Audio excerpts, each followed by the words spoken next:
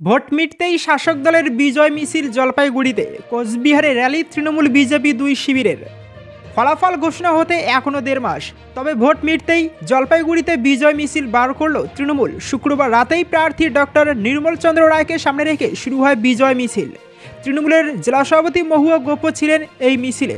Doctor নির্মল চন্দ্র রায় বলেন, জলপাইগুড়ির মায়েরা 2 হাত তুলে আশীর্বাদ করেছেন, আর এর মূল কারণ লক্ষ্মীর ভাণ্ডার। বিজেপি প্রার্থী যেইভাবে দিনভর মিথ্যা অভিযোগ করে বেড়ালেন, তা দেখে আমরা নিশ্চিত জলপাইগুড়ি লোকসভা আসন আমরা পুনরুদ্ধার করছি। বিপুল ভোটে আমরা এই আসনে জিতব।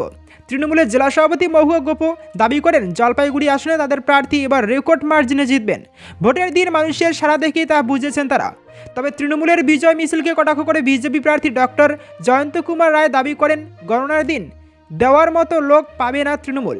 তিনি বলেন, এসবই আসলে তৃণমূলের ছক।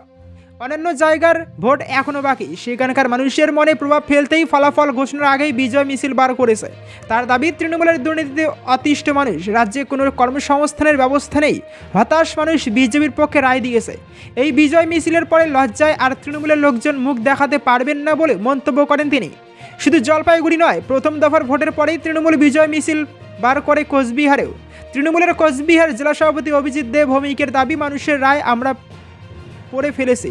কোচবিহারে তৃণমূলের জয় নিশ্চিত, সেটা ভোটের লাইনই বুঝিয়ে দিয়েছে।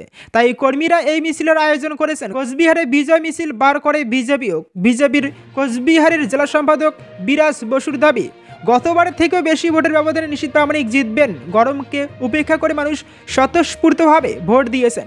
এই ভোটের ফল আমাদেরই অনুকূলে যাবে, তাই এই মিছিলের আয়োজন।